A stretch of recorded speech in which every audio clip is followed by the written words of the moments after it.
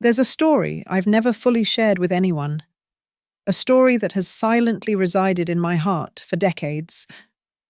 At 76, I, Eleanor, am finally ready to open up. Not to seek pity, but because I believe my experiences might become a light for someone groping in darkness. Perhaps you, the one listening to these words, need proof that a path forward, albeit always, exists. This story isn't easy to tell, but I invite you to take a deep breath and travel with me back to Oakwood, Montana, where I was born. A small town with narrow suburban roads, modest houses, and neighborly relationships so familiar that everyone knew each other's business. In our small house, it wasn't poverty that hurt me most. It was the suffocating silence. A mother who never knew how to smile. Poor Martha, who worked at the local laundry while taking in sewing at home to make ends meet.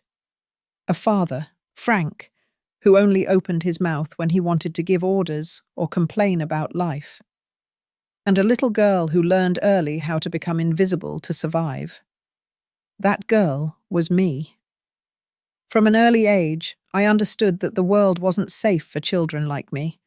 There were no warm embraces, no words of affection, only days passing like obligations to be endured. My father was a difficult man. I never heard him express affection for anyone. He drank heavily, and when intoxicated, the entire house would fill with his shouting. Sometimes those shouts would transform into breaking objects, slamming doors, and often things far worse. I was very young when I realized my family was different. Watching neighbor children being called in for lunch with warm smiles, seeing mothers' hands gently stroking their daughter's hair, I wondered, would my mother ever look at me that way? Would my father ever call my name without making me tremble with fear?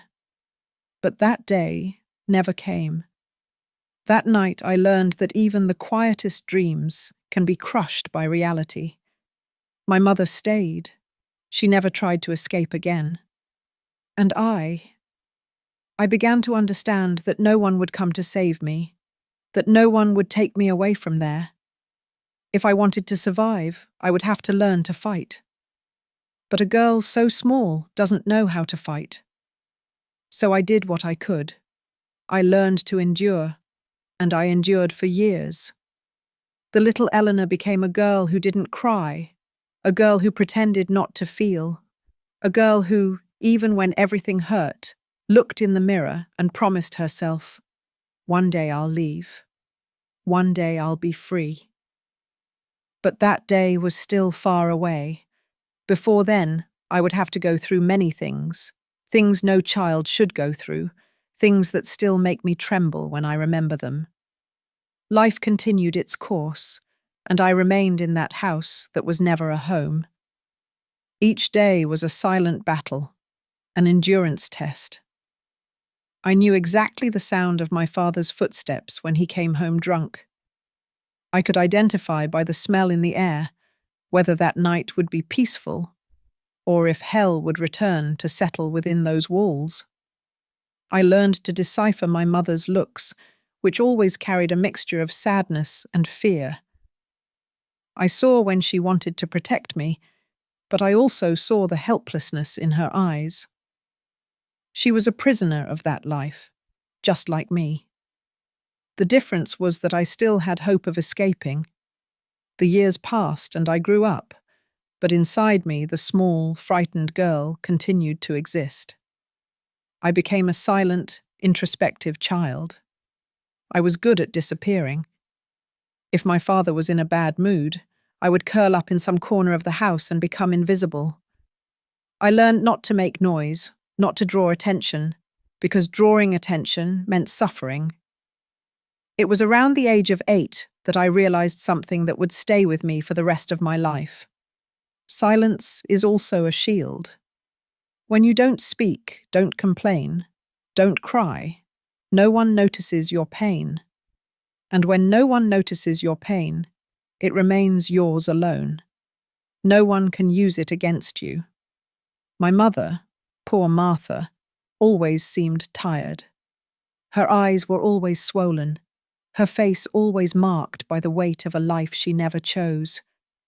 There were nights when she would sit on the edge of my bed in silence. I knew she wanted to say something, perhaps an apology, perhaps a warning, but no words ever came out. It was during this time that I began to dream of escape. I imagined that one day a good person would appear and take me away. Perhaps a neighbor would notice something and help me. Perhaps one day my mother would find the courage to leave and take me with her. But none of this happened. School was a relief for me, a place where I could exist without fear. But I wasn't a girl like the others. While my classmates talked about games, hair ribbons, and sweets they had received from their parents, I just listened. I had no happy stories to tell. I want to pause for a moment. If you feel the love and are still listening to my story, please subscribe and hit the like button on the Grandparents Memories channel to show your support. Thank you so much. And that's how I spent the following years, waiting for the right moment, surviving one day at a time.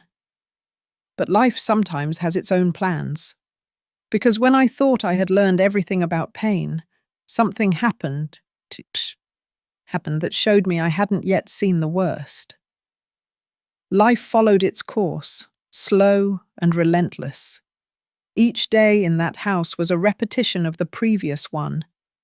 I had learned to become invisible, to breathe quietly, to avoid my father's gaze. I knew that any wrong move could trigger a storm. But even when I did everything right, even when I huddled in corners like a ghost, the danger never completely disappeared. Over time, my body began to store memories that my mind wanted to forget. I jumped at the slightest noise. My hands shook when someone spoke loudly near me. I didn't know what it was like to live without fear, because fear was always there, like a shadow that accompanied me everywhere. At school, I was the girl who always stayed at the back of the classroom, not because I didn't like learning. On the contrary, I loved books, stories, everything that transported me to a different world. But I knew that if I drew too much attention, there could be consequences at home. Report cards were a problem. If the grades were bad, my father would yell. If they were too good, he would be suspicious. So I stayed in the middle, smart enough to pass the year, but never brilliant enough for anyone to notice. The only person who seemed to see me was my English teacher, Ms. Walker. She looked at me differently, as if she knew there was something inside me that I hid from the world. One day after class, she called me aside. "Eleanor, do you like to write?" I hesitated. Writing? No one had ever asked me that before. "Yes," I answered quietly. She smiled. "I want you to write something for me. It can be anything. A story, a thought, a dream." That night, while the shouting echoed through the house and my mother cried in the room next door, I wrote. I wrote about a girl who lived locked in a high tower, surrounded by shadows. But this girl had a secret. She knew how to fly. The next morning, I handed the paper to the teacher. She read it in silence and then looked me in the eyes. "You have a voice, Eleanor. Never let anyone take that away from you." I didn't respond. At that moment, I still didn't understand what that meant. But her words stayed with me. Over time, I began to realize that writing was the only place where I could be free. When I wrote, I wasn't a fragile, frightened girl. I was someone strong, someone who could change her own story. But outside of the notebooks, reality continued to be cruel. One night, things took a different turn. I was in the kitchen helping my mother wash the dishes when we heard the front door slam with force. My father had arrived. By the smell in the air, we knew he was drunk. My heart raced. My mother gave me a quick look. a look that said everything. "Go to your room now." But before I could leave, he entered the kitchen, his eyes red, his voice slurred. "What are you whispering about with that girl?" he asked my mother, his voice heavy with suspicion. "Nothing, just finishing the dishes," she replied, trying to stay calm. He snorted, looked at me and frowned. "And you? What are you always writing in those notebooks, huh?" My stomach froze. I never showed my stories to anyone, always hid the notebooks under the mattress. How did he know? Before I could answer, he lunged forward, grabbed the notebook I had left on the table, and began to flip through it with contempt. "Nonsense," he muttered. "You should learn to do something useful instead of wasting time with this garbage." And then, before my eyes, he tore the pages one by one. I wanted to scream, wanted to run and snatch the pieces from his hands, but I did nothing.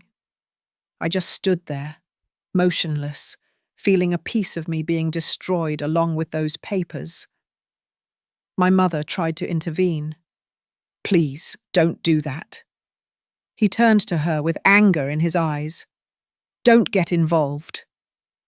It was then that I saw a look in my mother's eyes that I had never seen before.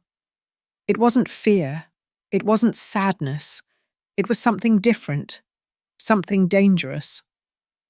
She didn't say anything more, just picked up a dish towel and began to dry the dishes as if nothing was happening. That night, as I cried quietly in bed, a truth began to form in my mind. I wasn't the only one who was tired. My mother was too.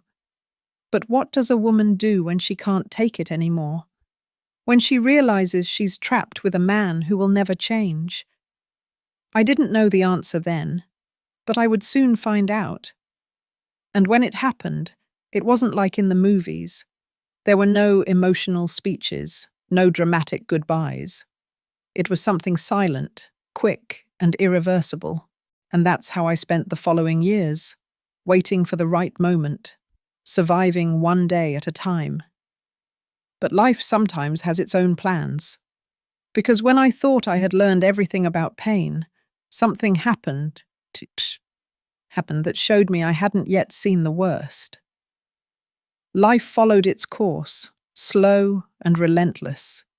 Each day in that house was a repetition of the previous one. I had learned to become invisible, to breathe quietly, to avoid my father's gaze. I knew that any wrong move could trigger a storm.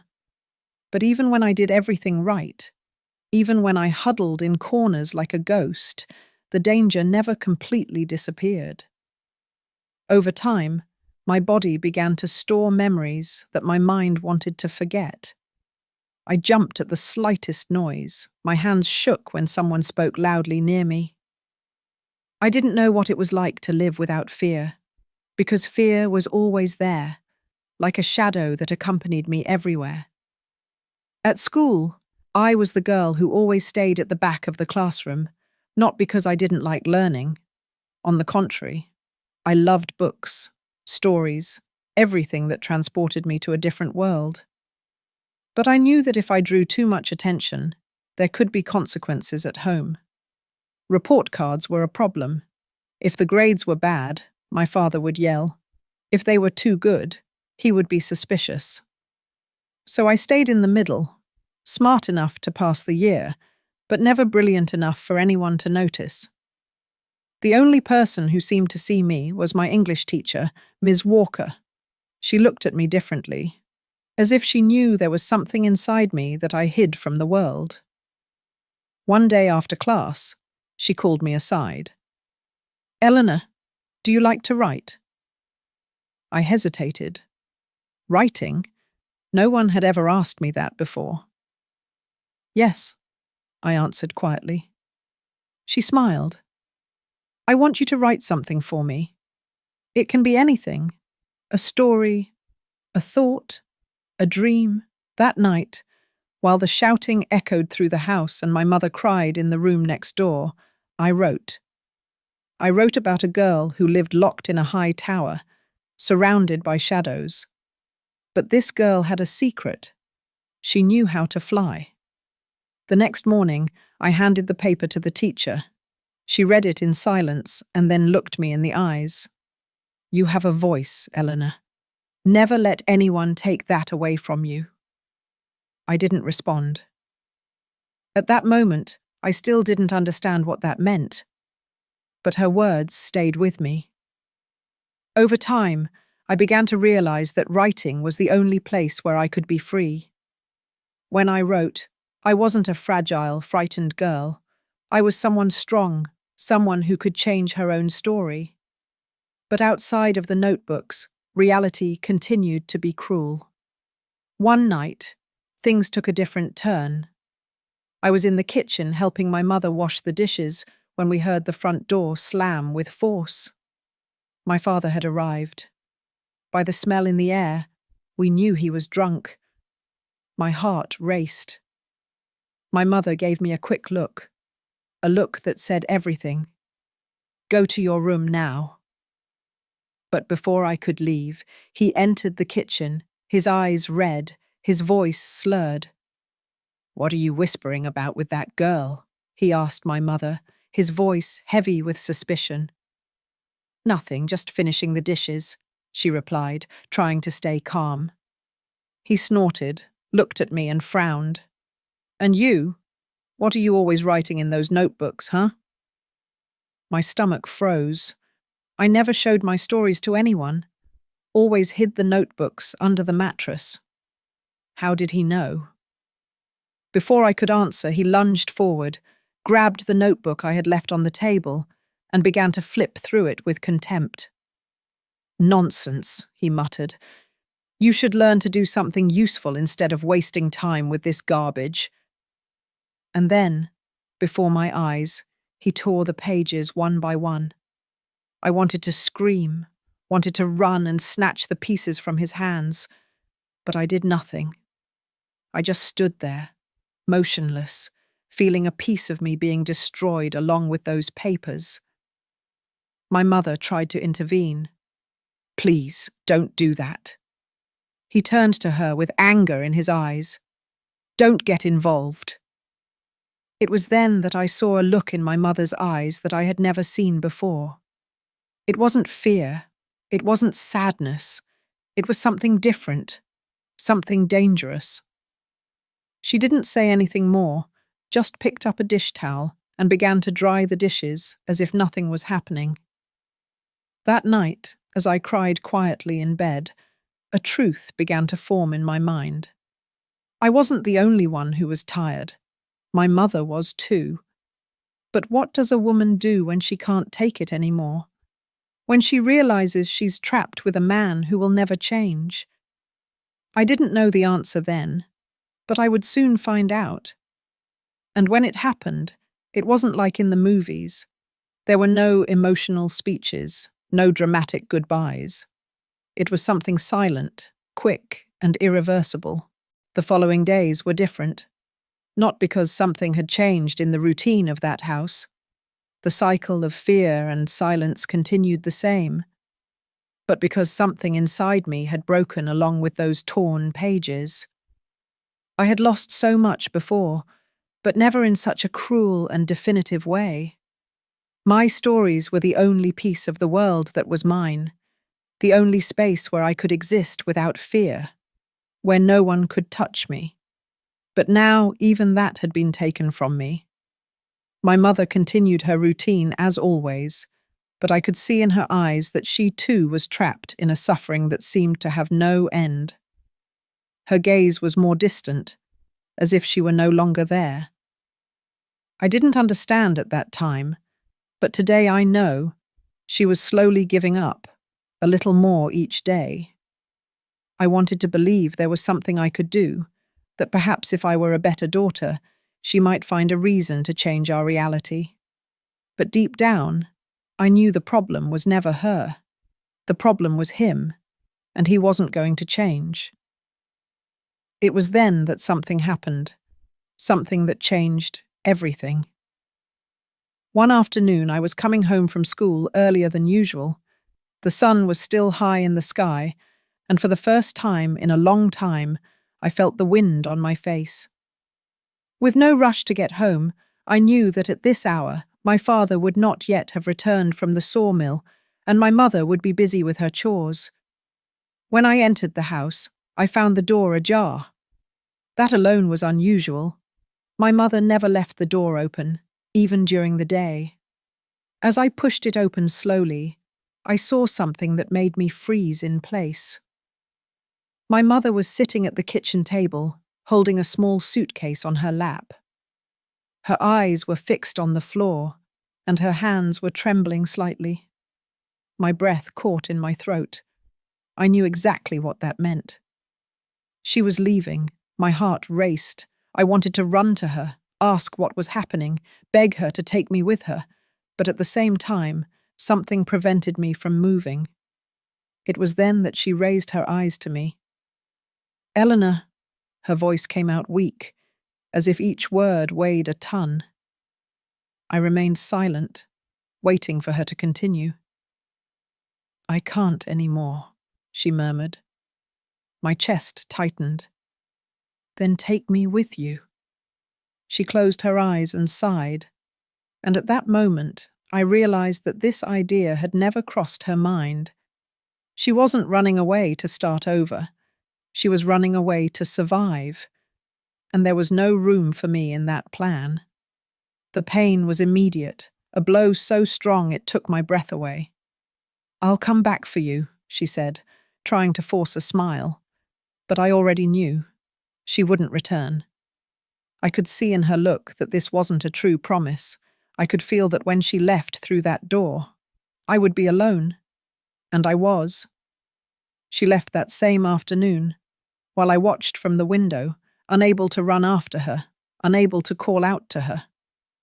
I stayed there for hours, hoping she would change her mind, that she would come running back and take me with her. But night fell, and she never returned. That's how I understood, once and for all, that I had no one left. That night, for the first time in my life, I cried until I fell asleep. And the next day, when my father realized my mother had left, I learned that my life was about to become much, much worse. The next morning I woke up to silence, but it wasn't the usual silence of that house, the one that hung in the air like an invisible threat. It was a different emptiness. Something was wrong. For an instant, my heart filled with a naive hope. Had my mother returned during the night? Had it all been a mistake? But it was enough to look at the other side of the room, at her empty bed, to know. No, she was gone, and now only I remained. I got up slowly, my eyes still burning from crying the night before. My bare feet touched the cold kitchen floor, and for the first time, I saw the house differently. The smell of coffee that my mother used to make wasn't there. The pots weren't on the stove. The table wasn't set. And then I remembered him. My stomach turned. If my mother was no longer there, what did that mean for me? My father hadn't woken up yet. It was early, and I knew he had been drinking the night before, which meant he would wake up in a bad mood. I tried to stay calm, tried to act like any other morning, but nothing was the same. And then I heard the heavy footsteps coming from his room. My entire body tensed. The door opened with force, and he appeared in the hallway. His gaze was cloudy, his face tired, but as soon as he saw the empty kitchen, something lit up in him. He frowned, looked around as if trying to understand what was happening. "Where's your mother?" he asked. I remained mute. My heart was beating so hard I could hear it in my ears. "I'm asking you," he shouted, taking a step in my direction. She left." My voice came out small, almost a whisper. I want to pause for a moment. If you feel the love and are still listening to my story, please subscribe and hit the like button on the Grandparents Memories channel to show your support. Thank you so much. The silence that followed was worse than any shout. My father looked at me for a long time, his eyes becoming darker and darker. Then, without warning, he punched the table, making the dishes shake. "That ungrateful woman left," he spat the words with hatred. "She abandoned us." The words echoed in my head, and for a moment I almost believed them. But then something inside me revolted. She hadn't abandoned us. She had left me behind. But I didn't say anything. I just stood there, waiting for what would come next. And it came. The first slap was so strong that my face burned. I had never been hit like that before. My father had never been an affectionate man, but my mother had somehow always managed to keep him away from me.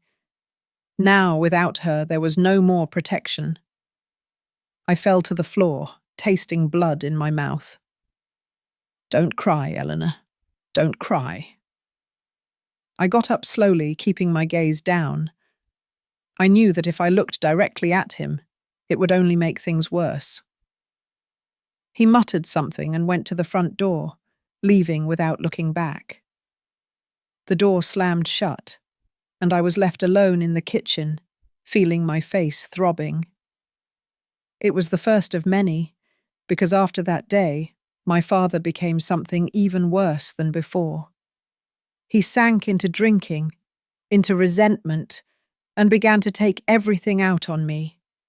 The days became long, the night baths unbearable. Anything was a reason for his anger. A poorly washed plate, an answer given in the wrong tone, a look he didn't like. And I learned to be even more silent, because now, besides having no one to protect me, I knew that every wrong word could cost me dearly. I endured because I had no choice. But one day, something happened, something that made me realize that if I didn't run away from there, one day I wouldn't leave that house alive. The days passed one after another, all carrying the same weight, the same unbearable tension. Without my mother there, everything got worse. My father sank deeper and deeper into drinking, and I became his main target. I knew what came before each explosion: the strong smell of alcohol in the air, the dragging footsteps, the muttering that soon turned into shouting. I learned to anticipate, to notice the signs, to find hiding places within that house. But it didn't help. Sooner or later, he always found me. The aggressions became part of the routine. At first they were pushes, slaps. Then came the punches. I tried not to react, tried to convince myself that if I didn't give him a reason, if I kept myself small and invisible, he would forget about me. But it was impossible. And so I became someone else. The quiet girl who dreamed of escaping began to disappear. In her place emerged someone hardened by pain, by loneliness, by constant fear. But what really made me understand that I couldn't stay there was the day I almost died. It was a cold night. My father had spent the entire day drinking, as usual. I tried to avoid crossing his path, but in that small house, there was nowhere to run. He started shouting out of nowhere, threw a whiskey glass against the wall, spilled drink on the floor. I knew it was a matter of time before he turned his anger on me. I stood in the doorway of the room, trying to decide whether I should run outside or curl up in a corner and hope he would forget me. But he saw me. His eyes were red, his face distorted. He staggered toward me, and when he grabbed my arm with force, I knew this was going to be worse than the other times. "You think you can look at me like that?" His voice came out slurred, full of venom. I didn't even know how I was looking at him, but anything I did would be a reason. He pulled me hard, and I tried to break free. It was instinctive, but a mistake. because it enraged him even more. "You are nothing," he shouted, throwing me against the wall. My head hit hard, and everything spun. The pain came immediately, sharp, suffocating. I felt the blood running warm down the back of my neck. My body weakened, my legs could barely support me. But even dizzy, even feeling I could pass out at any moment, I saw it. I saw in his eyes that this time, he wasn't going to stop. This time, he was going to kill me. And there, in that fraction of a second, something inside me screamed louder than fear. "Run!" I used the last bit of strength I had left and bolted through the front door. I didn't look back, didn't think, just ran. Ran away from that house, away from that man. Ran down the suburban road with bare feet, not feeling the cold, not feeling the stones cutting my skin. Ran as if my life depended on it, because it did. I didn't know where I was going. I only knew I couldn't go back. And there, on that dark night, with the wind cutting my face and my heart about to explode in my chest, I finally understood. Either I ran away for good, or I wouldn't survive to tell my story. The suburban road seemed endless. I ran until my legs couldn't take it anymore, until my lungs burned and the taste of blood rose to my throat. The cold wind cut my face, but I didn't stop. I couldn't stop. The only thing accompanying me that night was the sound of my own footsteps and the fear that at any moment he might appear behind me. I wondered if he would have the courage to look for me, if he would be too drunk to notice my escape, or if he simply didn't care. When I finally stopped, my feet were injured, dirty with dust and blood. My body was shaking, not just from the cold, but from the shock. I sat down next to an old fence, feeling the night around me. It was the first time I truly realized what had happened. I had run away. I had finally left that house. But now what? Reality hit hard. I had no money, nowhere to go, didn't know anyone who could take me in. My mother had disappeared without a trace. I was alone in the world, not knowing what to do. My first instinct was to return to school. It was the only place where I felt a minimum of safety, where at least some people seemed to care. Maybe my English teacher, Ms. Walker, could help me. Maybe someone would see me there and ask what was happening. So I got up and continued walking. It took hours until the first rays of sun appeared on the horizon. Fatigue weighed on me, but adrenaline still kept me on my feet. When I saw the school gates in the distance, something inside me loosened. I hoped that when I entered someone would look at me and notice, would see me as I really was, a girl running from death. But when I passed through the gates and saw the students arriving like any other day, I realized that for them, nothing had changed. I was just one more person. Ms. Walker was in the courtyard, and something inside me pushed me in her direction. She looked at me, and immediately her face changed. "Eleanor, what happened?" My throat closed. I couldn't answer. She took me by the arm and led me to an empty room, sat me in a chair, looked at the cuts on my feet, at the dried blood on the back of my neck. "Who did this to you?"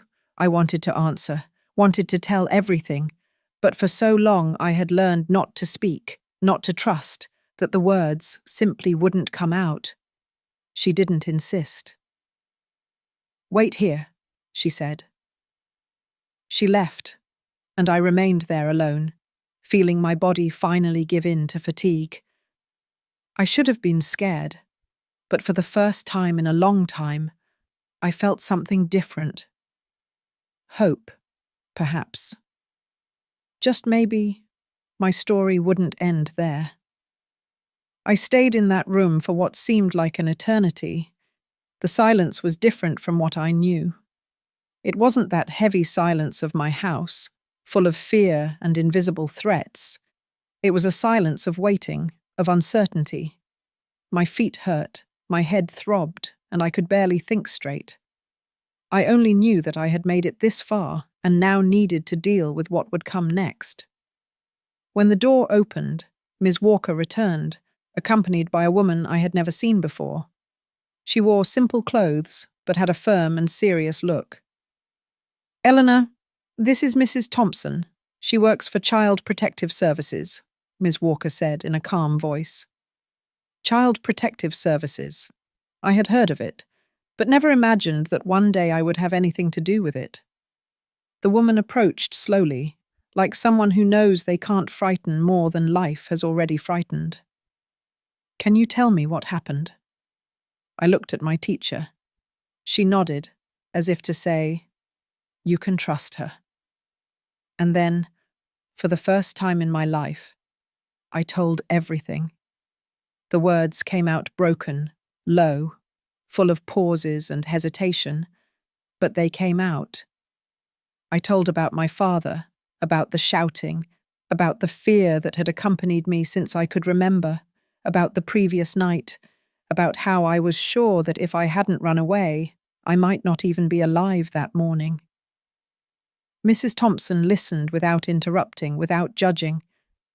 When I finished, she took a deep breath and said, "You don't have to go back to that house." Those words hit me in a way I didn't expect. What did she mean? Where would I go? "We're going to take care of you," she continued, "but I need you to come with me." My heart raced. I knew my life was going to change at that moment, but I didn't know if it would be for better or worse. My teacher hugged me before I left. It was a simple gesture, but it made me feel a warmth I didn't know. "You'll be all right," she whispered, and I wanted to believe her. I was taken to a children's home, a simple place full of other children who also carried their own stories of pain. It was strange, but at the same time, I felt less alone there. The days passed slowly. I wondered all the time what would happen to me, where I would go next. Would my mother ever look for me? But no one came. No news of her, no word about my father. It was as if I had disappeared from the world. Then one day, they called me for a conversation. "We've found a family for you." My heart raced. I didn't know if it was fear or hope. But what I didn't imagine was that this new life would bring me challenges I could never have predicted. Being adopted, the idea seemed strange. I had never known another house besides the one in which I grew up, had never lived in another environment, and now they were saying I would have a new family. In the first days at the Oakwood Children's Home, I tried not to create expectations. I saw children arriving and leaving, some happy, others crying, some returning after a while. Nothing seemed permanent there. But then a woman appeared. Her name was Sarah. She had a calm but firm look. She didn't talk much, but when she did, her voice was low and tranquil. I remember the first time she looked me in the eyes. It wasn't a look of pity or curiosity. It was as if she truly saw me. "How are you, Eleanor?" she asked. It had been so long since anyone had asked me that. I took a moment to answer. "I'm fine," I lied. She smiled slightly, as if she knew it wasn't true, but she didn't pressure me. "Would you like to live with me?" The question caught me by surprise, so direct. I didn't know what to answer. I wanted a family, wanted a home, of course.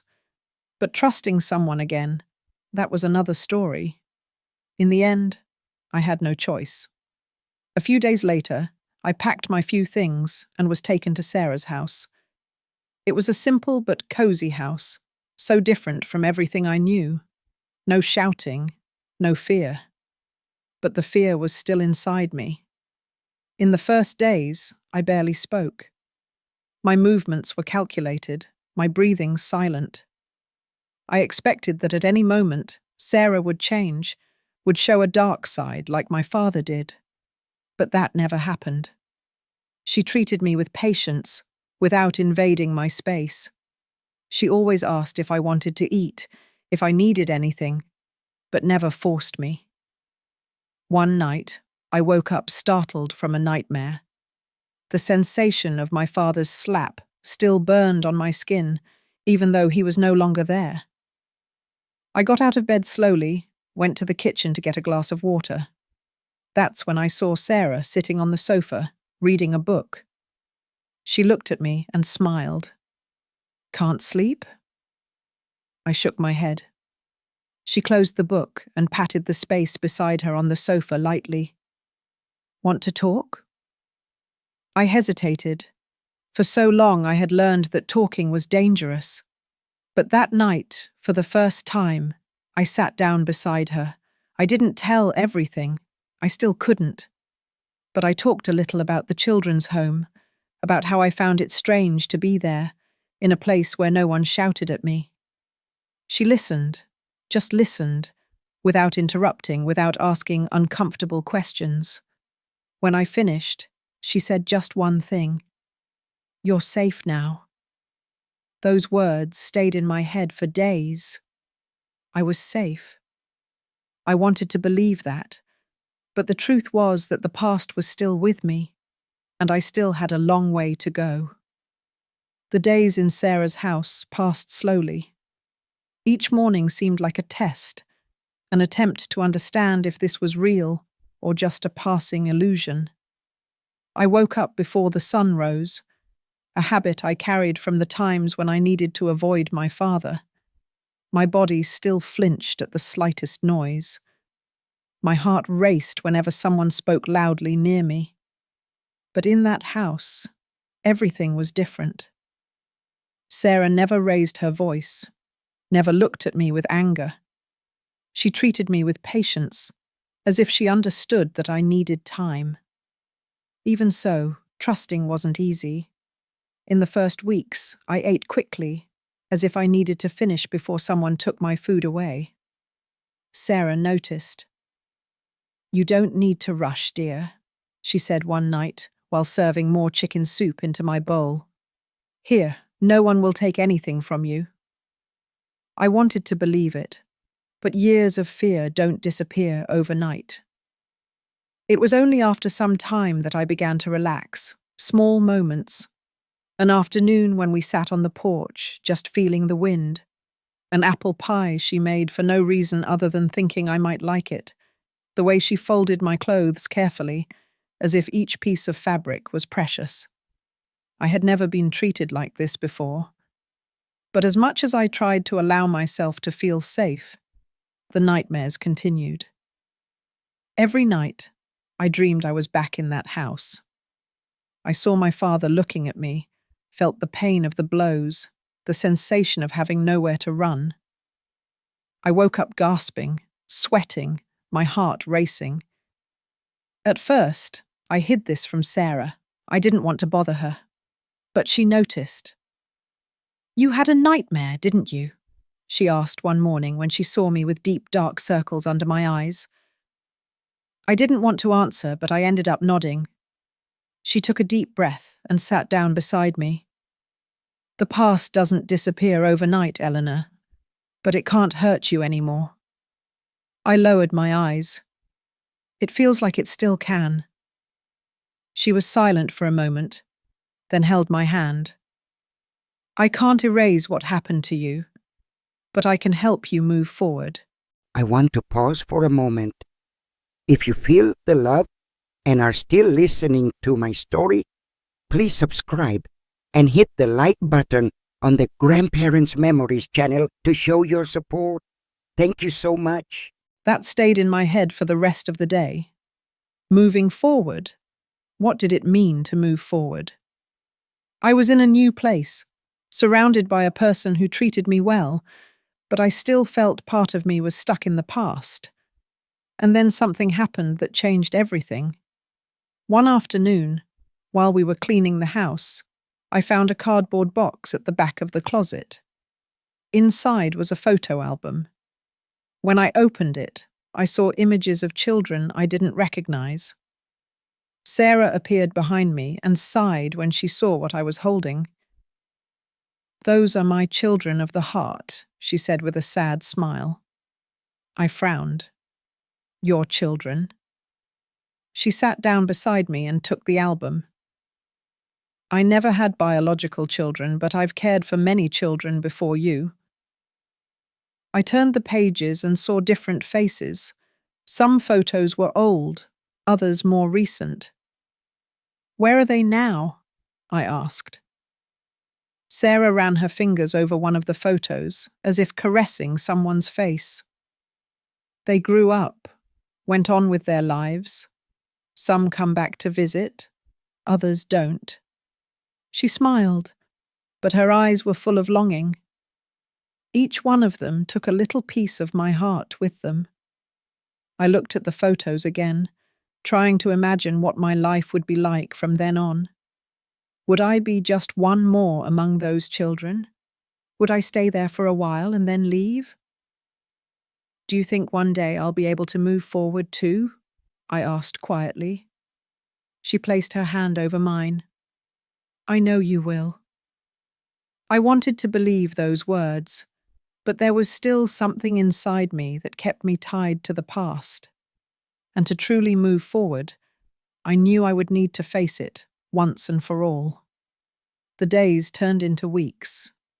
Gradually, I got used to the routine in that house, to Sarah's gentle gestures, to the fact that no one was going to hurt me there. But truly trusting, that still seemed impossible. Even when Sarah treated me with kindness, my mind told me not to let my guard down. At any moment, everything could change. I still had nightmares, still woke up in the middle of the night smelling the alcohol, hearing the shouts that were no longer there. And then one day, I received news I wasn't expecting. "Your father was arrested." Sarah's words hit me like a punch to the stomach. For an instant, I felt I couldn't breathe. "What?" My voice came out low, almost a whisper. "He was caught in a fight, drunk.